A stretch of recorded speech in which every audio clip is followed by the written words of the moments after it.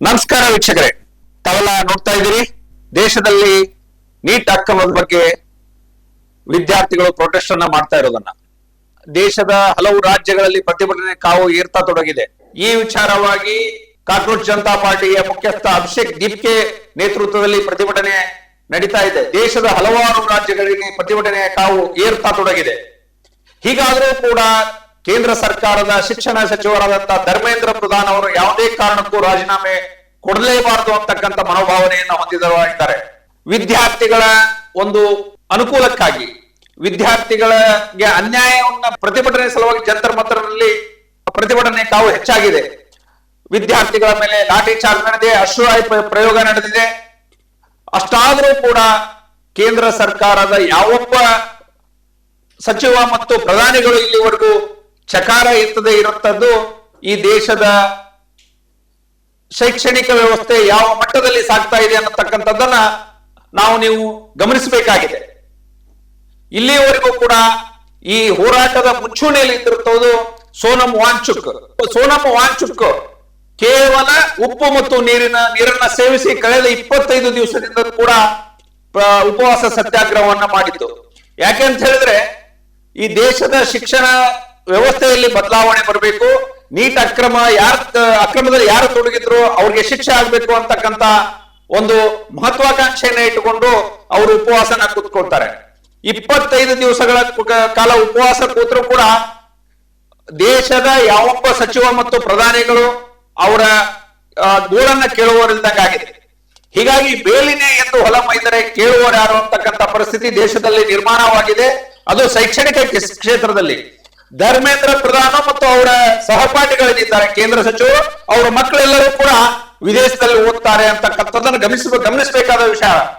ಹಲವಾರು ಪ್ರತಿಭಟನೆಗಳು ನಡೆದಾಗೂ ಕೂಡ ಒಂದು ಕಡೆ ದೇಶದ ದಿವಂಗತ ಮಾಜಿ ಪ್ರಧಾನಿಗಳಂತ ವಾಜಪೇಯಿ ಅವರು ಹೇಳ್ತಾರೆ ಏನು ಅಂತ ಹೇಳಿದ್ರೆ, ಆಡಳಿತದಲ್ಲಿ ಇರ್ತಕ್ಕಂಥ ಸರ್ಕಾರವನ್ನ ವಿರೋಧ ಪಕ್ಷ ಪ್ರಶ್ನಿಸದಿದ್ದರೆ ವಿರೋಧ ಪಕ್ಷ ಇದ್ದು ಸತ್ತಂತೆ ಅಂತ ಹೇಳಿ. ಆದ್ರೆ ಇವತ್ತು ಆಗ್ತಾ ಇರೋದೇನೋ, ಯಾರು ಈ ಸರ್ಕಾರವನ್ನ ಪ್ರಶ್ನೆ ಮಾಡ್ತಾರೆ, ಯಾರು ಈ ಸರ್ಕಾರದ ನ್ಯೂನತೆಗಳನ್ನ ಎತ್ತಿ ತೋರಿಸ್ತಾರೆ, ಅವರಿಗೆ ದೇಶದ್ರೋಹಿಯನ್ನ ಪಟ್ಟ ಬರ್ತಾ ಇದೆ.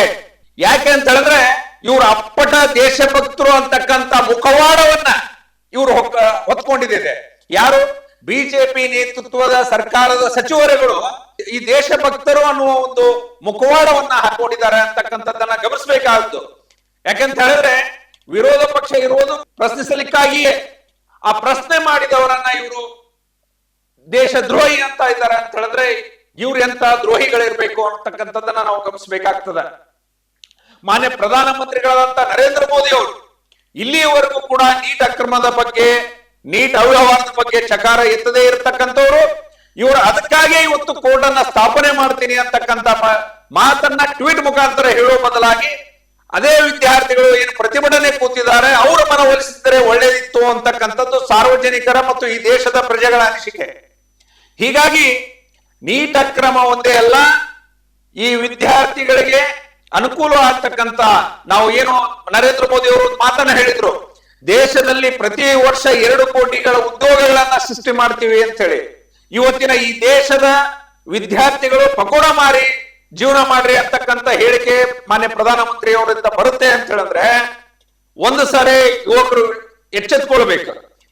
ಯುವಕರು ಇವತ್ತೇನು ಪ್ರತಿಭಟನೆ ಸ್ಥಳಕ್ಕೆ ಧುಮುಕಿದ್ದಾರೆ, ಅವರಿಂದ ಸಾವಿರಾರು ಲಕ್ಷಾಂತರ ವಿದ್ಯಾರ್ಥಿಗಳು ಇವತ್ತು ಪ್ರತಿಭಟನೆಯಲ್ಲಿ ತೊಡಗ್ತಾ ಇದ್ದಾರೆ ಅಂದ್ರೆ ಕೇಂದ್ರ ಸರ್ಕಾರದ ಶೈಕ್ಷಣಿಕ ಇಲಾಖೆಯ ನ್ಯೂನತೆ ಹೊರತು, ಶಿಕ್ಷಣ ಮಂತ್ರಿಯ ನ್ಯೂನತೆ ಹೊರತು ಬೇರೆ ಏನು ಅಲ್ಲ ಅಂತಕ್ಕಂಥದ್ದು. ಇವತ್ತು ಅವ್ರು ಕೇಳ್ತಾ ಇರೋದು, ನೀಟ್ ಅಕ್ರಮದಲ್ಲಿ ಬಿಜೆಪಿಯ ಕಾರ್ಯಕರ್ತರೇ ಭಾಗಿಯಾಗಿದ್ದಾರೆ. ನೀಟ್ ಅಕ್ರಮಕ್ಕೆ ಮೂಲ ಕಾರಣ ಮಾನ್ಯ ಧರ್ಮೇಂದ್ರ ಪ್ರಧಾನ್ ಅವರು, ಶಿಕ್ಷಣ ಸಚಿವರು, ಅವರ ರಾಜೀನಾಮೆಯನ್ನ ಅವ್ರು ಕೇಳ್ತಾ ಇದ್ದಾರೆ. ಜೊತೆಗೆ ಆ ವ್ಯವಸ್ಥೆಯಲ್ಲಿ ಅಮೂಲಾಗ್ರ ಬದಲಾವಣೆಯನ್ನ ಅವ್ರು ಕೇಳ್ತಾ ಇದ್ದಾರೆ. ಮಾಡ್ಲಿಕ್ಕೇನು ತೊಂದ್ರೆ? ಹೀಗಾಗಿ ಇವತ್ತು ಏನು ಸೋನಮ್ ವಾಂಗ್ಚುಕ್ ಅವರು, ಹಲವಾರು ನಟರುಗಳು, ಕನ್ನಡ ನಟ ಪ್ರಕಾಶ್ ರಾಜ್ ಇರುವುದು, ಹಲವಾರು ನಟಿಯರು ಪಾಲ್ಗೊಳ್ತಾ ಇದ್ದಾರೆ. ಹೀಗಾದಾಗ್ಯೂ ಕೂಡ ಕೇಂದ್ರ ಸರ್ಕಾರ ಈ ಕೂಡಲೇ ಎಚ್ಚೆತ್ಕೋಬೇಕಾಗಿತ್ತು. ಇಲ್ಲಿ ಕೂಡ ಎಚ್ಚೆತ್ಕೊಳ್ಳಿಲ್ಲ. ಇವತ್ತು ಬೆಂಗಳೂರಿನಲ್ಲಿ ಕೂಡ ಹೋರಾಟ ನಡೆದಿದೆ, ಬೇರೆ ಬೇರೆ ರಾಜ್ಯಗಳಲ್ಲಿ ಕೂಡ ಹೊಡೆದರೆ 1997ರಲ್ಲಿ ಇದೇ ಧರ್ಮೇಂದ್ರ ಪ್ರಧಾನ್ ಅವರು ಎಬಿವಿಪಿ ಮುಖ್ಯಸ್ಥರಿದ್ದಾಗ ಅಥವಾ ಎಬಿವಿಪಿ ನಾಯಕರಿದ್ದಾಗ ಎಬಿವಿಪಿಯ 1500 ಜನರನ್ನ ಕರ್ಕೊಂಡು ರಾಂಚಿಯಲ್ಲಿ ವಿದ್ಯಾರ್ಥಿಗಳನ್ನ ಕರ್ಕೊಂಡು ಹೋರಾಟ ಮಾಡತಕ್ಕಂಥದ್ದು. ಇವತ್ತು ಪರಿಸ್ಥಿತಿ ಬದಲಾವಣೆ ಆಗಿದೆ. ಅವರು ನಾಯಕತ್ವದ ಸ್ಥಾನದಲ್ಲಿದ್ದಾರೆ, ವಿದ್ಯಾರ್ಥಿಗಳು ಪ್ರತಿಭಟನೆ ಮಾಡ್ತಾ ಇದ್ದಾರೆ ಅಂತಕ್ಕಂಥದ್ದು ಗಮನಿಸಬೇಕಾದ ವಿಚಾರ. ಆವತ್ತು ಯಾಕೆ ಧರ್ಮೇಂದ್ರ ಪ್ರಧಾನ್ ಅವರಿಗೆ ಈ ದೇಶದ ಜನತೆ, ಈ ದೇಶದ ರಾಜಕಾರಣಿಗಳು ದೇಶದ್ರೋಹಿ ಅನ್ನಲಿಲ್ಲ ಅಂತಕ್ಕಂಥದ್ದನ್ನ ಗಮನಿಸಬೇಕು. ಮಾನ್ಯ ಧರ್ಮೇಂದ್ರ ಪ್ರಧಾನ್ ಅವರೇ, ವಿದ್ಯಾರ್ಥಿಗಳ ಹಿತರಕ್ಷಣೆಯನ್ನ ಕಾಪಾಡಬೇಕು, ವಿದ್ಯಾರ್ಥಿಗಳ ಸಂಯಮವನ್ನ ಪರೀಕ್ಷೆ ಮಾಡಬಾರ್ದು, ವಿದ್ಯಾರ್ಥಿಗಳ ಬಯಕೆಗಳನ್ನ ಈಡೇರಿಸಬೇಕಾಗುತ್ತದೆ. ಈ ದೇಶದ ಯುತ್ ಸಿಡಿದ್ರೆ ಏನಾಗ್ತದ ಅನ್ನೋ ಪರಿಣಾಮ ತಾವು ಇವತ್ತು ಅನುಭವಿಸ್ತಾ ಇದ್ದೀರಿ. ವಿದ್ಯಾರ್ಥಿಗಳನ್ನ ಎದುರು ಹಾಕೊಂಡ್ರೆ ಯಾವ ಸರ್ಕಾರಗಳು ಉಳಿಯಲ್ಲ ಅಂತಕ್ಕಂಥದ್ದನ್ನ ತಾವು ಯಾವುದೇ ಕೇಂದ್ರ ಸರ್ಕಾರ ಇರಲಿ, ರಾಜ್ಯ ಸರ್ಕಾರ ಇರಲಿ, ಅವರು ಇದನ್ನ ಮನವರಿಕೆ ಮಾಡ್ಕೋಬೇಕು. ವಿದ್ಯಾರ್ಥಿಗಳ ಬೇಡಿಕೆಗಳನ್ನ ಈಡೇರಿಸಲಿಕ್ಕೆ ತಯಾರಿಯನ್ನ ಮಾಡ್ಕೋಬೇಕು. ಈ ದೇಶದ ಪ್ರಧಾನಮಂತ್ರಿಗಳು ಇನ್ನಾದ್ರೂ ಕೂಡ ವಿದ್ಯಾರ್ಥಿಗಳ ಪರವಾಗಿ ಹೇಳಿಕೆಯನ್ನ ಕೊಡುವಂತದ್ದನ್ನ ಮಾಡಬೇಕು. ಆದಷ್ಟು ಬೇಗ ಧರ್ಮೇಂದ್ರ ಪ್ರಧಾನ್ ಅವರ ರಾಜೀನಾಮೆಯನ್ನ ಏನ್ ಕೇಳ್ತಾ ಇದ್ದಾರೆ, ಅವರು ಸಂಪೂರ್ಣ ಈ ನೀಟ್ ಅಕ್ರಮದಲ್ಲಿ ತಡೆಯುವಲ್ಲಿ ವಿಫಲರಾಗಿದ್ದಾರೆ. ಹೀಗಾಗಿ ಅವರು ರಾಜೀನಾಮೆ ಕೊಡ್ಲೇಬೇಕು ಅಂತಕ್ಕಂಥದ್ದು ಮಹತ್ತರವಾದ ಬೇಡಿಕೆ ಯುತ್ಸದಾಗಿದೆ. ಹೀಗಾಗಿ ಅವರನ್ನ ತತ್ಕ್ಷಣದಲ್ಲಿ ಕೂಡ ರಾಜೀನಾಮೆಯನ್ನು ಕೊಟ್ಟು ಹೊರಗೆ ಹಾಕ್ತಕ್ಕಂಥ ಕೆಲಸ ಕೇಂದ್ರ ಸರ್ಕಾರದ ಮುಖ್ಯಸ್ಥರುಗಳು ಮಾಡಲೇಬೇಕಾಗತ್ತೆ.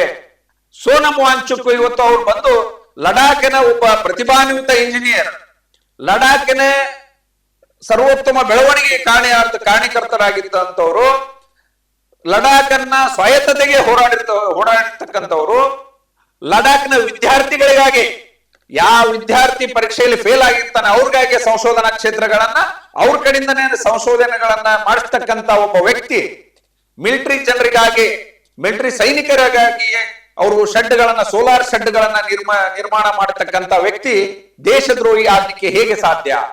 ಇವತ್ತು ಕೆಲವೊಂದು ಮುಖಂಡರುಗಳು ಹೇಳ್ತಾರೆ, ಜಂತರ್ ಮಂತರಲ್ಲಿ ಕೂತ್ಕೊಂಡಿರೋರೆಲ್ಲರೂ ದೇಶದ್ರೋಹಿಗಳು. ನೀವಷ್ಟೇ ಭಕ್ತರೇನಪ್ಪ ನೀವು? ಅಂದ್ರೆ ನೀವು ಯಾರಿಗೆ ದೇಶದ್ರೋಹಿ ಅಂತ ಪಟ್ಟ ಹಾಕಿರ್ತೀರ, ಅವ್ರು ದೇಶದ್ರೋಹಿ ಹಾಕ್ಬಿಡ್ತಾರೆ. ನೀವು ಮುಖವಾಡ ಹಾಕೊಳ್ತಕ್ಕಂತ ದೇಶಭಕ್ತರ ನೀವು? ನಾನು ಪ್ರಶ್ನೆ ಮಾಡ್ಬೇಕಾಗತ್ತೆ. ಯಾರಿಗಾದ್ರೂ ಕೂಡ ನಿಮ್ಮ ನ್ಯೂನತೆಗಳನ್ನ ಎತ್ತದಾಗ ದೇಶದ್ರೋಹಿ ಅನ್ನೋದನ್ನ ಬಿಡ್ರಿ, ಆ ನ್ಯೂನತೆಯನ್ನ ತಿದ್ದುಕೊಳ್ಳೋದನ್ನ ಕಲ್ಕೊಳ್ರಿ.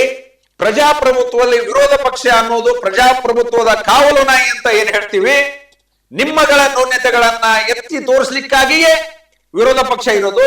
ಇದೇ ಹಿಂದಿನ ಪ್ರಧಾನಮಂತ್ರಿಗಳು ಹಿಂದೆ ಏನು ಮಾತಾಡಿದ್ದಾರೆ ಅನ್ನೋದನ್ನ ಒಂದ್ಸರಿ ಅವಲೋಕನ ಮಾಡ್ಕೊಳ್ಳಿ. ಅವ್ರು ಏನ್ ಹೇಳಿದ್ರು, ಏನ್ ಮಾಡಿದಾರ ಅಂತಕ್ಕಂಥದ್ದನ್ನ ಈ ದೇಶದ ಜನತೆಯು ಅರ್ಥ ಮಾಡ್ಕೊಳ್ಬೇಕು. ಮಾನ್ಯ ಪ್ರಧಾನಮಂತ್ರಿಗಳಿಂದ ಉದ್ಯೋಗ ಸೃಷ್ಟಿ ಆಯ್ತಾ? ಸ್ವಚ್ಛ ಭಾರತ್ ಆಯ್ತಾ? ಹಲವಾರು ಬೇಟಿ ಪಡಾವೋ ಬೇಟಿ ಬಚಾವೋ, ಇವತ್ತು ಅದೇ ವಿದ್ಯಾರ್ಥಿನಿಯರನ್ನ ಎಳೆದೆಳೆದು ಹೊಟ್ಟತಕ್ಕಂತ ಪರಿಸ್ಥಿತಿ ಜಂತರ್ ಮಂತರ್ ನಿರ್ಮಾಣವಾಗಿದೆ. ಮತ್ತೆ ಯಾವ ವಿದ್ಯಾರ್ಥಿಯನ್ನ ನೀವು ತಳಿಸ್ತಾ ಇದ್ದೀರಿ? ಯಾವ ವಿದ್ಯಾರ್ಥಿಯನ್ನ ಬಟ್ಟೆ ಹಿಡಿದು ಜಗ್ತಾ ಇದ್ದೀರಿ? ನೀವು ಯಾವ ಬೇಟಿ ಪಡಾವೋ ಬೇಟಿ ಬಚಾವೋವನ್ನು ಮಾಡ್ತೀರಿ? ಹೀಗಾಗಿ ತಾವು ಈ ಯುವಕರ ಅಥವಾ ಯುತ್ಸ್ ಅನ್ನ ಎದುರು ಹಾಕೊಂಡು ರಾಜಕಾರಣ ಮಾಡ್ಲಿಕ್ಕೆ ಆಗೋದಿಲ್ಲ. ತಾವು ದೇಶದ್ರೋಹಿ ಪಟ್ಟವನ್ನ ಕಟ್ಟಿ ರಾಜಕಾರಣ ಮಾಡ್ಲಿಕ್ಕಾಗಲ್ಲ. ದೇಶದ ಪ್ರಜೆಗಳು ಬಹಳಷ್ಟು ತಿಳುವಳಿಕೆ ಇದ್ದಂತವರಾಗಿದ್ದಾರೆ, ಎಲ್ಲನೂ ಕೂಡ ಅವಲೋಕನ ಮಾಡ್ತಾ ಇದ್ದಾರೆ. ತಾವುಗಳು ಇನ್ನಾದ್ರೂ ಎಚ್ಚೆತ್ಕೊಂಡು, ಯಾವುದೇ ಪಾರ್ಟಿ ಆಗಿರಲಿ, ಇವತ್ತು ಬಿಜೆಪಿ ಇರಲಿ, ಕಾಂಗ್ರೆಸ್ ಇರಲಿ, ಜೆಡಿಎಸ್ ಇರಲಿ, ಮತ್ತೊಂದಿರಲಿ, ಇನ್ನೊಂದಿರಲಿ, ಇವೆಲ್ಲರಗಳ ಮುಖವಾಡ ಕಳಿಸ್ಬೇಕು ಅಂತ ಹೇಳಿದ್ರೆ ಈ ಅವರ ನ್ಯೂನತೆಗಳನ್ನ ಎತ್ತಿ ತೋರಿಸಿದಾಗ ಮಾತ್ರ. ನಾವು ಯಾವ ಪಾರ್ಟಿ ಅಂತ ಹೇಳಿ ಮಾತಾಡೋದಿಲ್ಲ. ರಾಹುಲ್ ಗಾಂಧಿ ಅವರು ಮನೆ ವಿರೋಧ ಪಕ್ಷದ ನಾಯಕರು, ಅವರು ಕೂಡ ಹೊದ್ದು ಮಲಗಿಕೊಂಡು ಇವತ್ತು ಎಚ್ಚೆತ್ತುಕೊಂಡಿದ್ದಾರೆ. ಅವರನ್ನು ಕೂಡ ಅರೆಸ್ಟ್ ಮಾಡುವಂತ ಕೆಲಸ ಆಗಿದೆ. ಕೆ.ಸಿ. ವೇಣುಗೋಪಾಲ್ ಅವರನ್ನ ಅರೆಸ್ಟ್ ಮಾಡಿದ್ದಾರೆ. ಸಾಕಷ್ಟು ರಕ್ತಗಳು ಬಂದಿದ್ದು ಉದಾಹರಣೆಗಳಿದೆ. ಹೀಗಾಗಿ ವಿದ್ಯಾರ್ಥಿಗಳನ್ನ ಎಲ್ಲೆಂದರಲ್ಲಿ ಓಡ್ತಕ್ಕಂಥ ಇದೇ ನೀಟ್ ಅಕ್ರಮದಲ್ಲಿ 20 ವಿದ್ಯಾರ್ಥಿಗಳು ಪ್ರಾಣವನ್ನ ಕಲ್ಕೊಂಡ್ರು. ಅವಾಗಲೇ ಕೊಡ್ಬೇಕಾಗಿತ್ತು ರಾಜೀನಾಮೆಯನ್ನ ಧರ್ಮೇಂದ್ರ ಪ್ರಧಾನ್ ಅವರು. ಯಾಕೆ ಇನ್ನೂವರೆಗೂ ಅಲ್ಲಿ ಊಟ ಹೊಡ್ಕೊಂಡು ಕೂತಿದ್ದಾರೆ ಅಂದ್ರೆ, ಇವ್ರ ಮಕ್ಕಳೆಲ್ಲ ಫಾರಿನ್ ಅಲ್ಲಿ ಓದು, ಫಾರಿನ್ ಅಲ್ಲಿ ಉದ್ಯೋಗ ಮಾಡ್ಬೇಕು. ದೇಶದ ವಿದ್ಯಾರ್ಥಿಗಳು, ಬಡ ವಿದ್ಯಾರ್ಥಿಗಳು ಬೀದಿಯಲ್ಲಿ ಬಂದು ಜಂತರ್ ಮಂತರ್ನಲ್ಲಿ ಹೋರಾಟ ಮಾಡ್ಬೇಕು. ಅವರು ಸಾವು ನೋವುಗಳನ್ನ ಅನುಭವಿಸ್ಬೇಕು. ಇವ್ರ ಮಕ್ಕಳು ಮಾತ್ರ ವಿದೇಶದಲ್ಲಿ ಓದ್ಬೇಕು. ಇದ್ಯಾನ ನ್ಯಾಯ ಸ್ವಾಮಿ? ತಾವು ಒಂದ್ಸರಿ ಅರ್ಥ ಮಾಡ್ಕೊಳ್ಳಿ, ಈ ದೇಶದ ಶಿಕ್ಷಣದಲ್ಲಿ ಪ್ರಖರ ಬದಲಾವಣೆಯನ್ನ ತರತಕ್ಕಂಥವ್ರು ನೀವು. ನಿಮ್ಮ ಮಕ್ಕಳನ್ನ ವಿದೇಶಕ್ಕೆ ಕಳಿಸ್ಬಿಟ್ಟು ಇಲ್ಲಿ ಮಕ್ಕಳನ್ನ ಜೀವನದ ಜೊತೆ ಆಟ ಆಡುವುದು ಬೇಡ, ಹೀಗೆ ಹಿಂದುತ್ವದ ನೆವದಲ್ಲಿ ಅಮಾಯಕ ಯುವಕರನ್ನ ಬಲಿಪಶು ಮಾಡಿ ತಮ್ಮ ಮಕ್ಕಳನ್ನ ವಿದೇಶದಲ್ಲಿ ಓದಿಸ್ತಕ್ಕಂತ, ವಿದೇಶಿಗಳಿಗೆ ಕಳಿಸ್ತಕ್ಕಂತ ಸಾಕಷ್ಟು ಉದಾಹರಣೆಗಳನ್ನ ನಾವು ಕಂಡಿದ್ದೀವಿ. ತಮ್ಮ ಮಕ್ಕಳನ್ನ ನೇರವಾಗಿ ಹೋರಾಟ ಬಿಡ್ರಿ, ತಮ್ಮ ಮಕ್ಕಳಿಗೆ ಅನ್ಯಾಯವಾಗದಂಗೆ ನೋಡ್ಕೊಳ್ಳಿ ಅಂತ ಹೇಳ್ತಕ್ಕಂತ ಮಾತನ್ನ ನಾವು ಹೇಳ್ಬೇಕಾಗುತ್ತೆ. ಇವತ್ತು ಸೋನಮ್ ವಾಂಗ್ಚುಕ್ ಅವರು ತಮಗೆ ಹಲವಾರು ಬೇಡಿಕೆಗಳನ್ನ ಇಟ್ಟಿದ್ದಾರೆ. ಜಂತರ್ ಮಂತರ್ನಲ್ಲಿ ನಡ್ತಕ್ಕಂತ ಏನು ವಿದ್ಯಾರ್ಥಿಗಳ ಬೇಡಿಕೆಗಳದಾವು, ಆ ಬೇಡಿಕೆಗಳನ್ನ ಈಡೇರಿಸ್ರಿ ಅಂತಕ್ಕಂಥದ್ದು. ಆ ಬೇಡಿಕೆಯನ್ನ ಈಡೇರಿಸಕ್ಕೆ ತಾವು ಏನು ಕ್ರಮ ತಗೊಳ್ತೀರಿ ಅಂತಕ್ಕಂಥದ್ದು. ನೀವು ನ್ಯಾಯಾಲಯ ಸ್ಥಾಪನೆ ಮಾಡೋದು ಆಮೇಲೆ, ಅಕ್ರಮಗಳ ಬಗ್ಗೆ ತನಿಖೆಗೆ ನ್ಯಾಯಾಲಯ ಸ್ಥಾಪನೆ ಮಾಡೋದು ಆಮೇಲೆ ಮಾಡ್ರಿ.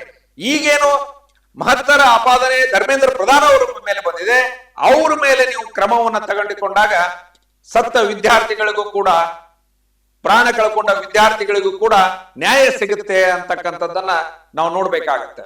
ತಾವು ಗಮನಿಸ್ಬೇಕು, ಧರ್ಮೇಂದ್ರ ಪ್ರಧಾನ್ ಯಾರಿಗಾದ್ರೂ ಕೂಡ ಒಳಿತನ್ನ ಮಾಡಿದ್ದು ಉದಾಹರಣೆ ಇದ್ರೆ ವಿದ್ಯಾರ್ಥಿಗಳು ಬೀದಿಗೆ ಬರ್ತಾ ಇರಲಿಲ್ಲ. ಧರ್ಮೇಂದ್ರ ಪ್ರಧಾನ್ ಈ ದೇಶದ ಶೈಕ್ಷಣಿಕ ಬದಲಾವಣೆಗೆ ಪಣ ತೊಟ್ಟು ಶೈಕ್ಷಣಿಕ ಕ್ಷೇತ್ರದಲ್ಲಿ ಬದಲಾವಣೆ ತಂದಿದ್ದೆ ಆಗಿದ್ರೆ ಅವರ ಮಗಳು ಫಾರಿನ್ ನಲ್ಲಿ ಓದ್ತಾ ಇರಲಿಲ್ಲ.